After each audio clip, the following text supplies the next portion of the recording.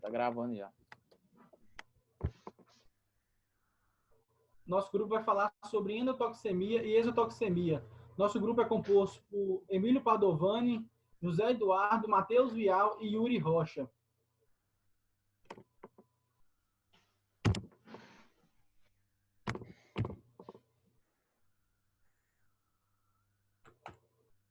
A endotoxemia, ela consiste é o responsável por uma grande mortalidade e morbidade dos equinos, falando que isso se trata que ele está geralmente associado a casos de cólica equina, onde isso pode agravar o prognóstico do animal e também gerar outras complicações, como choque séptico, endotoxêmico, além de ilha dinâmico e tromboflebite jugular. Isso também pode retardar o tratamento do animal e além de ter insucesso na terapia utilizada. A exotoxemia, ela consiste em polipeptídeos presentes no sangue patogênicos microbianos, que não é limitado a bactérias gram-positivas. É responsável pelo quadro de Seres, síndrome da resposta inflamatória sistêmica, além de ser responsável por doenças que acometem o rebanho brasileiro, por suas exotoxinas. Bom, agora eu vou falar um pouco sobre a diferença das lipopolissacarídeos e das endotoxinas. Para alguns autores, isso são basicamente que sinônimos. Contudo, elas apresentam algumas diferenças que vão desde a sua composição química, a sua atividade biológica e também o seu método de extração. As lipopolissacarídicos, elas são sintetizadas na membrana citoplasmática de micro-organismos gram-negativos e é transportado para a membrana externa como a molécula intacta. Já as endotoxinas, elas permanecem intimamente associadas na membrana externa de uma bactéria viva e ela só é liberada quando ocorre uma replicação bacteriana rápida, lise, ou então ocorre uma morte do micro-organismo. Vou passar. Então, como o Matheus falou, a endotoxemia vai acontecer quando tem a lise bacteriana ou replicação rápida, né, bacteriana. Essas endotoxinas, quando cai na circulação, ela tem sido muito implicadas como componente principal do choque séptico, né? Ela, quando cai na circulação, ela vai desencadear a fisiopatologia do choque séptico.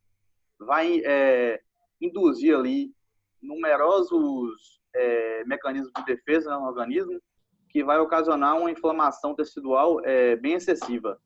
Vai ocasionar também falha generalizada dos órgãos, incluindo colapso cardiovascular, também falência renal aguda e ilho adinâmico. Eu vou falar sobre a endotoxemia relacionada no quadro de abdômen agudo.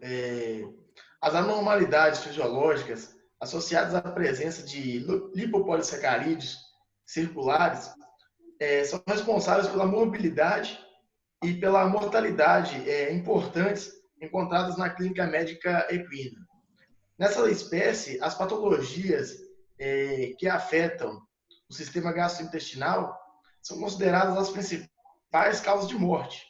Em uma boa parte dos casos, esse alto índice de mortalidade está relacionado ao grau de intoxicação, o grau de endotoxemia presente, aliás. O trato gastrointestinal dos equinos geralmente contém grandes quantidades de endotoxinas e seu lumen, que são absorvidas para a circulação em uma proporção muito pequena e logo são removidas pelo fígado. A barreira mucosa, quando está íntegra, não permite que grandes quantidades dessa endotoxina tenham acesso à circulação. Patologias que causam isquemia intestinal, edema de mucosa, ruptura do endotélio, obstrução intestinal por estrangulamento, colites, resultam em maior absorção de endotoxinas, o que supera a capacidade de depuração das células de Kupffer, permitindo que elas cheguem à circulação periférica. Agora eu vou falar um pouco sobre a resposta imune dentro da endotoxemia. A gente não encontra um mediador central que explique a origem desses mecanismos, só um mediador, mas sim a gente encontra um grande número de mediadores inflamatórios que estão presentes nos quadros de sepse e de endotoxemia. Esses mediadores, eles vão ser responsáveis pelos eventos que vão gerar danos graves, que muitas das vezes vão ser irreversíveis nos equinos. Quando presentes no plasma sanguíneo do animal, os lipopolissacarídeos, eles formam um complexo com a lipoproteína de alta densidade. Essa lipoproteína, ela serve como transportadora para esse lipopolissacarídeo, que essa ligação ela vai fazer com que ocorra um aumento da meia-vida desse lipopolissacarídeo, que ele, na sua forma livre, ele vai ter uma meia-vida de torno de 2 minutos. Já se ele estiver ligado com essa lipoproteína, essa meia-vida vai passar de 2 minutos para 12 horas. E é essa ligação que ela vai ter um papel importante, que vai ser responsável pelas respostas imunes no corpo do hospedeiro, e que vai causar alguns eventos que são característicos, como a febre, leucopenia e também uma redução na ativação do sistema complemento. A primeira linha de defesa do organismo do hospedeiro em quadros de bacteremia, infecção e endotoxemia são as células fagostárias, que elas está descrito como macrófagos e monócitos. Junto com o sistema complemento, elas agem de forma inespecífica. Só que, portanto, logo após, de forma imunoespecífica, as imunoglobulinas e as células imunocompetentes agem nesse sistema. Os leucócitos. A ativação dos leucócitos se dá pela presença de um foco infeccioso e a liberação de endotoxinas pelas bactérias gram-negativas, a produção de citocinas e a ativação da cascata de população. Os leucócitos são atraídos pelo foco da infecção através da quimiotaxia feita pelas citocinas. Dessa forma, ficam concentrados próximos às vênulas e os capilares, onde passam através da barreira endotelial, chegando ao foco infeccioso. Num mecanismo denominado de diapedese. A diapedese é quando os leucócitos ultrapassam a parede dos vasos sanguíneos e vão em direção ao tecido afetado, né? Esse processo é responsável por ampliar a resposta inflamatória local e ainda surge o efeito na microcirculação, visto que a aderência no endotélio estreita a luz dos microvasos, aumentando a resistência vascular e redistribuindo o fluxo sanguíneo e a oferta de oxigênio para os tecidos. As citocinas, aí, elas são mediadores peptídicos. Eles vão se originar aí das células hospedeiras ativas, né? E eles têm aí papel essencial no processo inflamatório e imunológico. A citocina que vai mais ter papel aí na endotoxemia vai ser a TNF, que é o fator de necrose tumoral, né? Ela é originada a partir dos macrófagos, né? Esses, quando são ativados pelos leucócitos, eles vão se distribuir para vários órgãos, inclusive o gastrointestinal. E lá vai desencadear boa parte do que acontece na endotoxemia, né? Pela ativação que ele vai fazer das células hospedeiras, como neutrófilos, linfócitos, células mononucleares, endoteliais, que vai amplificar aí o processo inflamatório.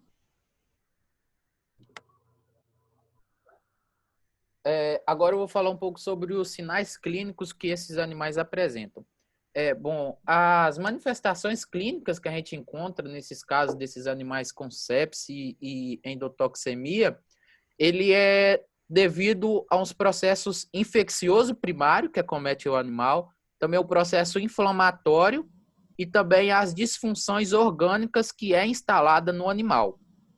Esses sinais, eles que são mais presentes nos equinos, que a gente vê com mais facilidade nesses casos dessa patologia, a gente encontra alguns sinais, que é a febre, a depressão, taquicardia, taquipneia, dor abdominal, o animal apresenta também, consistência fecal alterada, deficiência de perfusão e também uma alteração na mucosa. Os sinais clínicos relacionados à infecção secundária, eles vão ser inespecíficos, eles não têm um padrão. Então, alguns animais eles podem apresentar febre, outros podem apresentar hipotensão, taquicardia, taquipneia, alcalose respiratória, outros podem apresentar leucocitose ou outros podem apresentar também leucopenia, somente com aumento do número de bastonetes. Podem apresentar também hipermetabolismo sistêmico, consumo exacerbado de oxigênio também, hipotensão sistêmica e também uma alcalose respiratória. Se a gente for pegar algum desses quadros juntos, como a hipotensão sistêmica, defeitos de microcirculação, hipóxia tecidual e também a ativação da cascata inflamatória, isso vai nos relacionar com lesões sistêmicas, de forma sistêmica. E essas lesões de forma sistêmica, elas geralmente estão associadas aos casos graves dessa patologia. E nesses casos graves, a gente pode encontrar animais que também apresentam disfunções renais, pulmonares, neurológicas e gastrointestinais. Tem uma coisa que é relacionada a essas lesões sistêmicas, que em todos os locais acometidos por essas lesões é incomum, é como se fosse um denominador comum, que é a coagulopatia. Então, sempre que tem essa lesão sistêmica nesses animais, a coagulopatia está relacionada com elas também. Opa. Falando das alterações sistêmicas relacionadas à endotoxemia, Matheus explicou alguns sinais clínicos presentes e as disfunções que tem, como ele falou também antes, renal, hepática. Eu vou falar um pouco da disfunção cardiovascular, que é comum um animal com um quadro de sepse ou endotoxemia já apresentar hipovolêmico. Essa disfunção cardiovascular se dá pela dilatação venosa e também a dilatação arterial e perda de líquido para o espaço extravascular.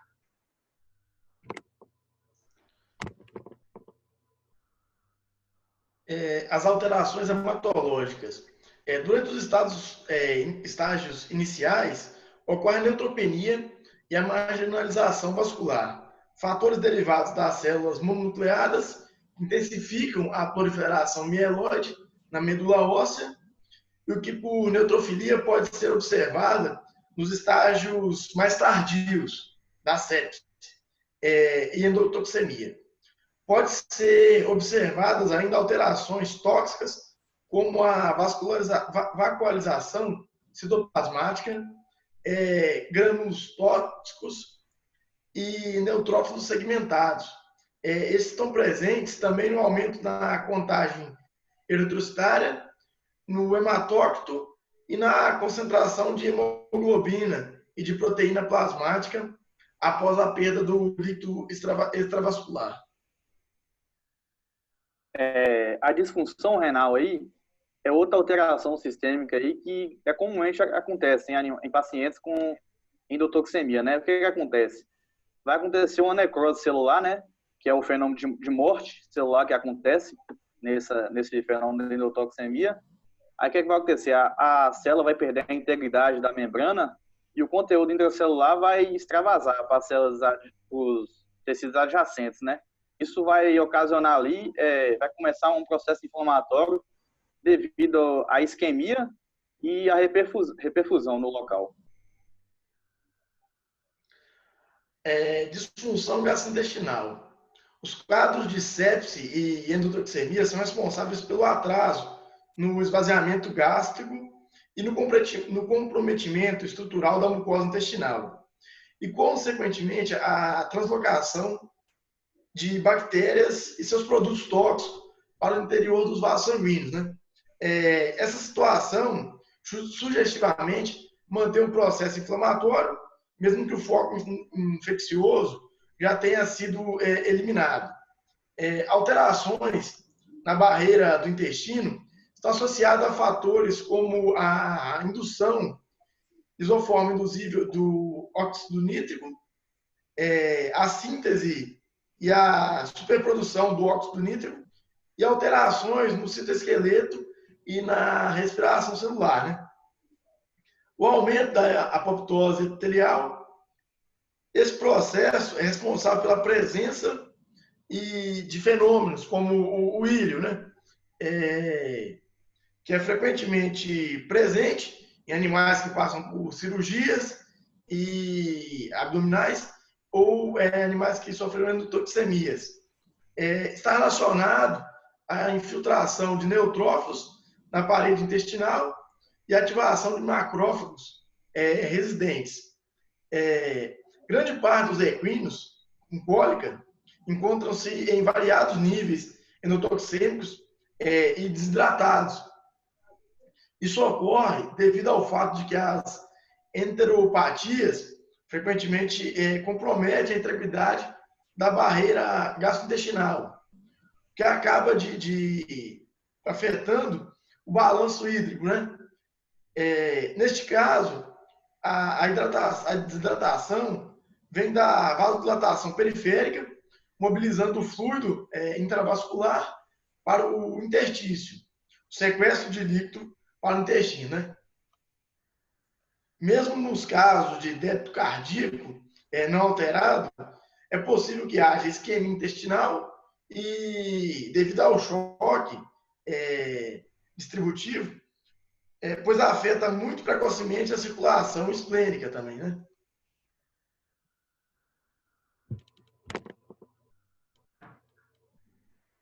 Bom, agora eu vou falar um pouco sobre o tratamento de endotoxemia.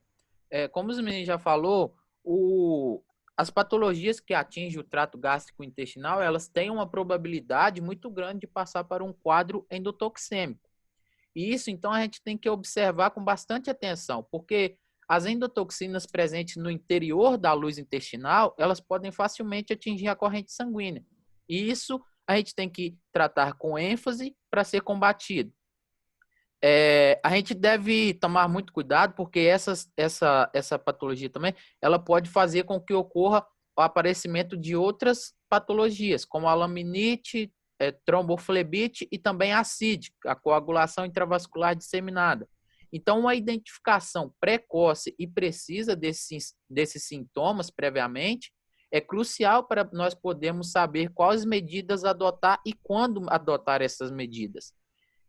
Então, a gente pode escolher qual medida adotar, qual medida terapêutica adotar, que a gente vai, como posso dizer, juntar ela com a fluidoterapia para a gente fazer esse controle também e escolher o tratamento específico para aquela endotoxemia em questão.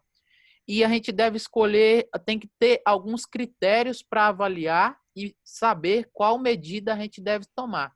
E a gente, então, deve observar qual enfermidade primária que está acometendo aquele animal. Devemos observar a função renal que esse animal tem, o grau de hidratação desse animal. E outra coisa que nós não podemos esquecer é a da questão financeira do proprietário também, né?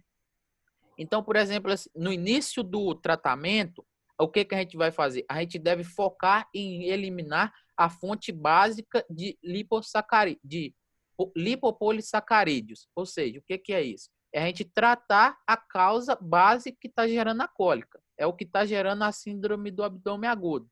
Por exemplo, no caso de estrangulamento, por exemplo, do intestino delgado, a gente vai pegar e levar esse animal imediatamente para fazer uma intervenção cirúrgica a fim de remover essa patologia, os pontos que estão em estrangulamento. Em segundo plano, a gente vai tentar eliminar os lipopolissacarídeos presentes na circulação antes que eles que eles encontrem os receptores presentes no organismo, que é como eu disse lá atrás, eles livres, eles têm meia-vida de 2 minutos. Agora, eles, depois que ligou as lipoproteínas, vai ter uma meia-vida de 12 horas. Então, isso é indesejável para a gente. E também a gente vai ter, por exemplo, depois do ato cirúrgico e tal, depois da negócio, vai ter a ativação da cascata de inflamação. Então, a gente pode fazer o uso de anti-inflamatórios, que vai ser útil para a gente também. E também a gente deve utilizar uma terapia de suporte e profilática, a fim de evitar outras patologias que podem ocorrer devido a uma endotoxemia. A fluidoterapia ela é considerada um tratamento de suporte básico, que, primeiramente, ela tem a função de minimizar os danos causados pela liberação de lipopolissacarídeos. Dentro de um aparato medicamentoso total que você tem disponível para tratar essa síndrome cólica e esse choque ou endotoxemia, a fluidoterapia é considerada mais importante, pois se trata da manutenção da vida, ou seja, da manutenção volêmica. É estimado que o valor plasmático, quando é recebido uma dose endovenosa de endotoxina, ele normalmente já reduz para 15% do seu volume, a menos do seu volume. Isso agrava ainda mais em animais com problemas gastrointestinais, que seja, eles têm recorrente deposição de endotoxina. Aí a escolha de qual solução utilizar na fluidoterapia depende do quadro clínico do animal. Animal com problemas gastrointestinais que geralmente tem um desequilíbrio ácido básico, onde a solução ringelactato é a mais escolhida, a de eleição.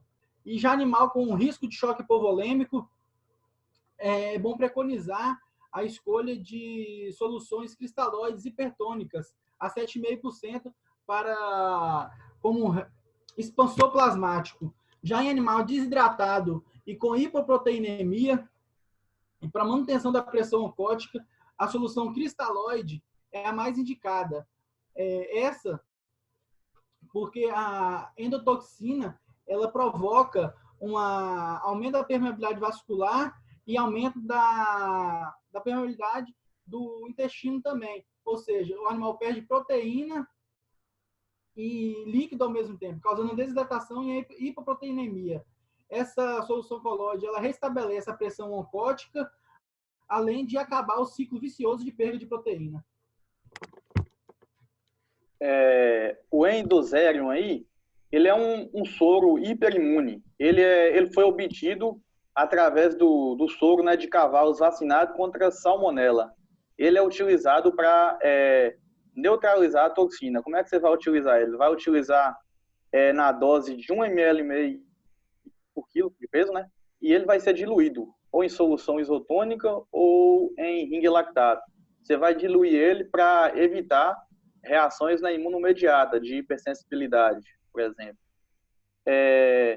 A polimixina B é um antibiótico, né, que é utilizado, antibiótico de alta toxicidade, tem que ser usado com cautela, principalmente em animais com azotemia, porque ela tem efeito nefrotóxico. Ela vai ser utilizada em doses menores, né, até porque é para combater a toxina, não a atividade antimicrobiana. Vai ser utilizada na dose de 1.000 até 6.000 unidades por quilo, de 6 a 8 horas e repetida por 3 dias.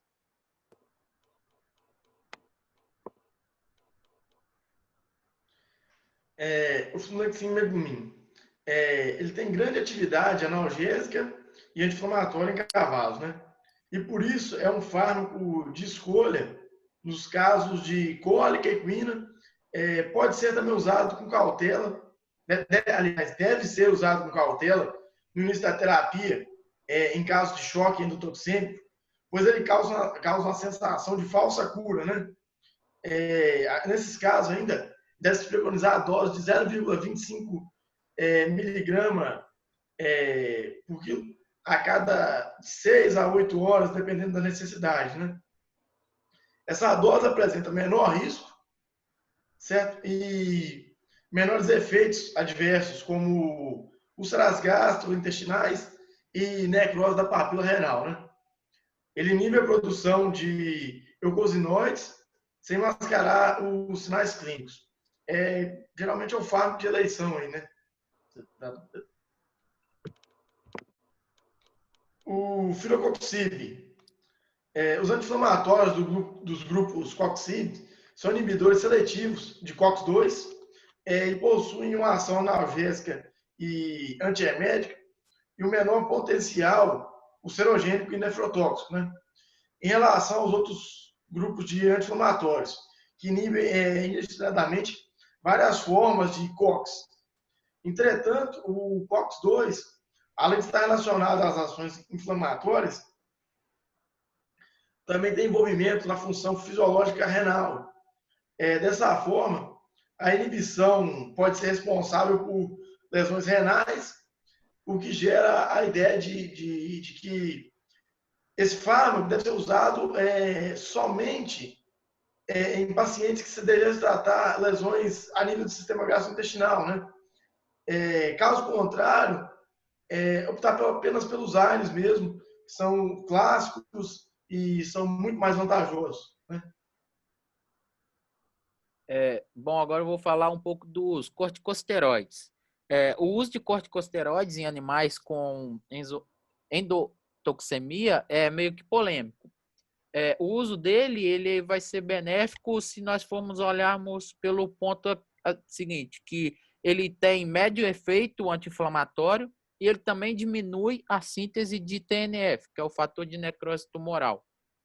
Porém, alguns outros autores, eles acreditam que o uso dele só deve ser feito se ele for administrado profilaticamente ou então no início curto ali do curso da sepse. E a administração desses corticosteroides, ela inibe, na verdade, a atividade dos mediadores da via do ácido araquidônico, mas isso é in vitro. E já o uso dele na prática, na clínica, a gente deve fazer ele com cautela, porque ele pode causar que o animal venha desenvolver uma laminite. E essa laminite ela ocorre devido a ele promover uma potencialização uma potencialização da vasoconstrição digital que é induzida pelas catecolaminas. Agora, a pentoxifilina, ele é um fármaco que ele vai inibir as fosfodiesterases, que ele vai ser útil nos animais que têm uma predisposição a acontecer a laminite. Isso deve pelo fato dele bloquear a produção de citocinas, que são elas a tromboxano e a tromboplastina, que ela é induzida pela endotoxemia. A antibiótico terapia em animais endotoxêmicos é um pouco controversa. Se você pensar por dois lados, a antibiótico terapia no animal endotoxêmico, ela vai promover uma morte de micro-organismo, ou seja, vai liberar mais lipopolissacarídeos, que está ligada à membrana das bactérias, causando mais ainda choque endotoxêmico. O choque endotoxêmico, podendo provocar o choque endotoxêmico. Já você pensando para o outro lado, que o animal em endotoxemia, ele está com a imunidade afetada, ele pode vir a apresentar quadros de infecções. Se você optar, dependendo do quadro clínico do animal, e pela opção do médico veterinário, a optar a fazer administração de antibióticos, os mais escolhidos são as cefalosporinas de terceira geração, as penicilinas de amplo aspecto e os aminoglicosídeos. A exotoxemia, esse quadro é causado por doença tóxico-infecciosa, que abrange vários grupos de doenças, no qual toxinas estão no ambiente e por lesão ou injeção dessas toxinas, o animal vem apresentar o quadro de exotoxemia. A patogenia do tétano, o tétano ele é causado pelo tetanospasmina, ou seja, ela é liberada pela forma vegetativa do Clostridium tetani.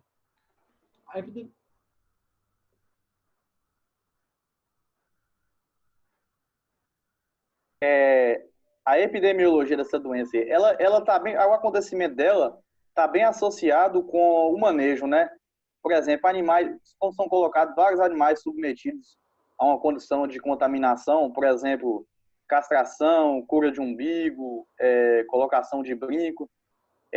O Clostridium tetani, ela infecta qualquer ferida que esteja qualquer ferida que esteja contaminada. Ela multiplica no local, vai produzir toxinas, né, que são difusivas. Agora já o Clostridium tetani não, ele fica ali no foco da infecção, ele não tem poder de invasão, ele não é invasor. Em condições normais, vai acontecer mais em feridas perfurantes, né, feridas profundas, e ali vai favorecer uma anaerobiose, né, onde vai aumentar a replicação dessa bactéria. A patogenia, a toxina se implanta em ferimentos, né? E de forma anaeróbica, ela libera as toxinas. Os esporos do Clostridium tetânico, eles são bem resistentes, eles chegam a sobreviver cerca de 12 horas sobre o sol e até por anos sobre a sombra. O Clostridium tetânico, quando ele se encontra na sua forma anaeróbica, ele libera 3 toxinas: a não spamogênica, a tetanolisina e a tetanospasmina. A tetanolisina é responsável pela necrose tissular e a tetanospasmina é o que provoca os sinais neurológicos no animal.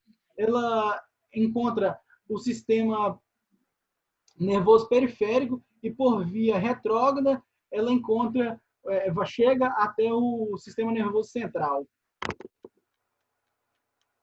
Bom, agora eu vou falar sobre um pouco dos sinais clínicos. Os animais, eles normalmente apresentam a que é característica do tétano, né, que é a espasticidade muscular. O animal ele fica com os movimentos rígidos ao caminhar, os membros ficam rígidos, ele apresentam dispneia e dificuldade na apreensão de alimentos, tanto na mastigação e também na deglutição. As orelhas desses animais, elas apresentam eretras e imóveis. O pescoço também ele fica aquele pescoço duro no animal e também a cauda fica elevada. Outros sintomas são característicos, como que é o prolapso de terceira pálpebra e também uma hiperestesia. Nos casos mais graves, a gente observa o animal ele fica numa posição de cavalete, ele fica com uma dispneia grave e também rigidez no pescoço e ele começa a ter sudorese seguida de decúbito. A morte desses animais ela se dá pela parada dos músculos respiratórios, então o animal ele morre de asfixia e a lesão ela se inicia, a paralisia da musculatura ela se inicia próximo ao local onde ocorreu o ferimento, que é onde vai ter ocorrido a contaminação, e mais tardiamente que ela vai passar para a sua fase generalizada, cometendo todo o corpo. O animal, a temperatura corpórea desse animal, ela geralmente excede os valores de normalidade, podendo passar até mais de 4 graus da temperatura normal, acima da temperatura normal no animal antes da morte dele.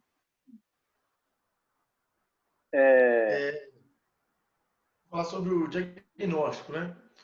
O diagnóstico é considerado extremamente simples.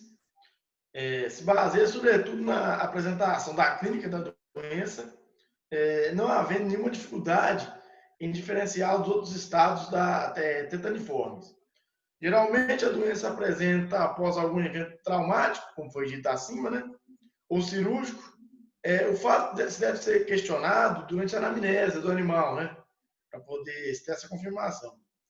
A confirmação pode ser feita através do esfregaço direto, corado por grão, ou pela cultura anaeróbia do material da ferida e do vaso.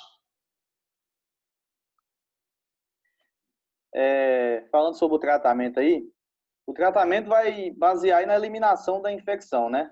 o antibiótico de lei utilizado vai ser a penicilina. Pode ser utilizado também relaxantes musculares e tentar fazer a manutenção, né, do equilíbrio hidroelétrico do animal. E você vai utilizar também, né, vai ter que fazer o tratamento no foco da infecção, que é muito importante, e vai fazer a utilização de soro antitetânico para neutralizar a toxina. Um animal aí que está diagnosticado com tétano, você vai utilizar aí de 20 até 40 frascos de soro antitetânico, que vai de 100 mil até 200 mil unidades. E o curso clínico e prognóstico vai depender de muita coisa, vai depender da imunidade do animal, vai depender também da dose de toxina, né, que foi inoculada, e vai depender também da vacinação prévia, né, se esse animal já foi vacinado, vai ter muita importância também.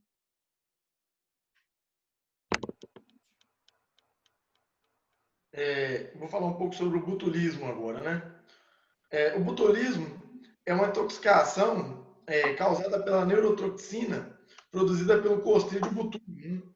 É caracterizada principalmente pela paralisia da musculatura esquelética, podendo acometer o homem e as espécies animais, inclusive aves e peixes. Certo? O Clostridium botulinum é um bastonete gram-positivo, móvel, exposto geralmente em cadeias, esporulado, anaeróbico obrigatório. Os agentes esporulantes, como os esporos ovais, localizados subtermal, apresentam frequentemente a forma de colher ou raquete. O Clostridium botulicum é encontrado normalmente na microbiota intestinal e nas fezes animais, contaminando o solo, as fontes de água e de alimento. Quando encontra condições favoráveis para o seu desenvolvimento, como na aerobiose, matéria orgânica, pode ser de origem animal ou vegetal, em putrefação, com temperatura e umidade adequada, o esporo passa para a forma vegetativa, iniciando então a produção da toxina botulínica. Existem 8 tipos distintos da toxina botulínica, que são o tipo A, B, C1, C2, D, E, F e G. De acordo com a resposta imune dos hospedeiros, que vai ocorrer cada resposta dessa. Porém, todas essas respostas têm a mesma ação farmacológica, né? A patogenia do botulismo, ela é uma toxina botulínica que ela é uma exotoxina ativa, ela tem uma ação neurotrópica e ela é a única que tem característica de ser letal após a sua ingestão. Como o Emílio disse, ela tem 7 tipos de neurotoxina, porém elas são antigenicamente diferentes. Então isso não permite que a gente tenha uma proteção cruzada. Elas não induzem proteção cruzada. Essa toxina botulínica, ela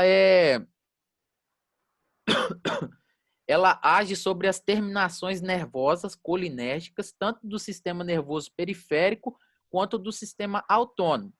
Então, após a ingestão, a toxina após a ingestão, ela vai migrar para o estômago e do estômago ela vai passar para o intestino delgado. Ali no intestino delgado, ela vai ser absorvida e vai atingir a corrente sanguínea através do sistema porta-hepático.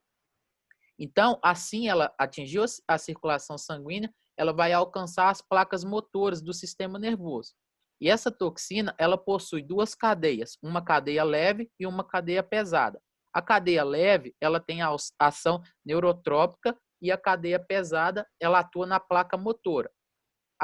Essa cadeia pesada, ela vai se ligar aos receptores pré-sinápticos. Já a cadeia leve, ela vai entrar dentro das terminações nervosas e vai interagir com a vesícula onde fica presente a acetilcolina.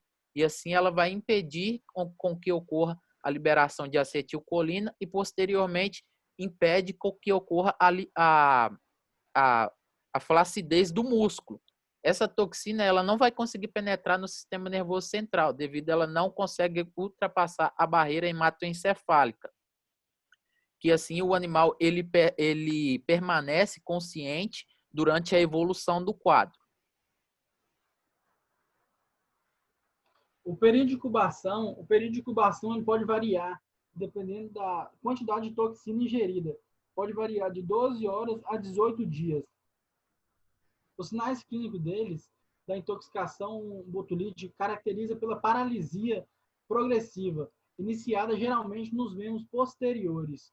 O animal apresenta dificuldade de locomoção, andar cambaleante, além de ter predisposição a ficar deitado. Com a evolução da doença, a paralisia vai se acentuando e agravando o quadro clínico. O diagnóstico ele é realizado através da amostra de sangue do animal, do trato gastrointestinal do animal infectado, ou além de amostra que pode ser suspeita da infecção também. O padrão do diagnóstico ele é sobre soroneutralizações em camundongos, onde o camundongo apresentar sinais de botulismo é que teve o sinal é positivo. E vale lembrar também que o resultado, quando dá positivo, certeza que o animal está com botulismo, mas que o resultado negativo não exclui a possibilidade do animal ter ingerido a toxina. O tratamento nos animais não é tratamento específico, mas de eleição, são procedimentos para retirar a toxina do organismo. A prevenção. Nos animais, a eliminação dos potenciais fontes de contaminação e a suplementação com mineral é importante para o controle da doença, né?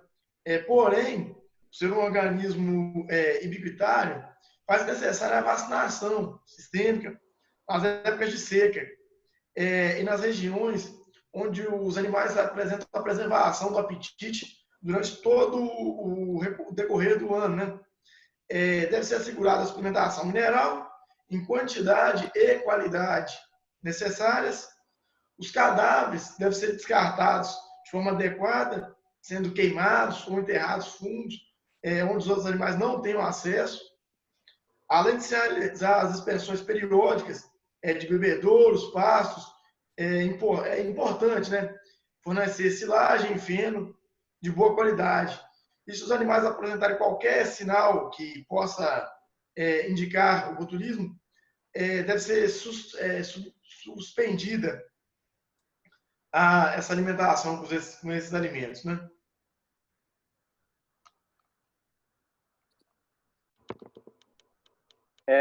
Aí agora falando de outra clostridiose, que também marca grande uma das principais causas de perca de gado no Brasil, o carbúnculo sintomático. Ela é outra clostridiose, né, que é uma doença aguda, infecto-contagiosa. Ela acomete mais animais jovens, né, de 6 meses até 2 anos. E aqui no nosso país é muito bem conhecido como manqueira, mal de ano. Só voltando ali rapidinho sobre o botulismo, uma coisa importante que a gente pode ressaltar também é que essa toxina que é liberada, ela é termolábil, ou seja, a gente consegue destruir ela através da temperatura. Em temperaturas em média de 65 a 80 graus Celsius, a gente consegue destruir ela com 30 minutos nessa temperatura. E em temperaturas de 100 graus Celsius, a gente consegue destruir elas em até 5 minutos. Valeu, pode voltar lá no carbúnculo. A etiologia do carbúnculo, ela é uma inflamação clostridial dos músculos esqueléticos e ela é causada pelo Clostridium shalvoi, que é uma bactéria gram-positiva, ela é em forma de bastonete e ela produz esporos, que ao contrário lá do botulismo, esses esporos eles vão ser resistentes às mudanças ambientais e também aos desinfetantes. E isso faz com que eles ficam por muitos anos no ambiente. A patogenia do carbúnculo sintomático ela não é muito bem esclarecida, mas aparentemente a doença se desenvolve quando os esporos latentes presentes nas grandes massas musculares sofrem lesões, ou seja, ela aparece depois de manejos inadequados no tronco de contenção, manejo de transporte, onde a forma latente dela se germina e multiplica nos músculos, resultando em áreas de baixo potencial redox. As células bacilares crescem e fermentam o glicogênio muscular, digere a proteína e produz gases e toxinas. Aí nos sinais clínicos, é uma doença aguda, né? O animal morre com cerca de 12 até 36 horas, então muitas vezes, quando vai ver, o animal já está morto. O veterinário não consegue nem identificar o que foi, não consegue nem ver os sinais. Mas os sinais clínicos são depressão, anorexia, hipermetria, vai ver os músculos dos membros elevados, vai escutar aquela crepitação devido à produção de gases, né, pelas bactérias. A transmissão ela ocorre nos meses mais quentes do ano, a primavera e outono. Ela é de forma sazonal, ou seja, ela ocorre mais em regiões que há escavações do solo para fazer poços para o gado beber água, onde eles acreditam que a forma latente fica no solo e o animal entra em contato com ela. Só falando do sinal clínico que eu não falei, o principal, né, que é a claudicação severa, que eu não falei.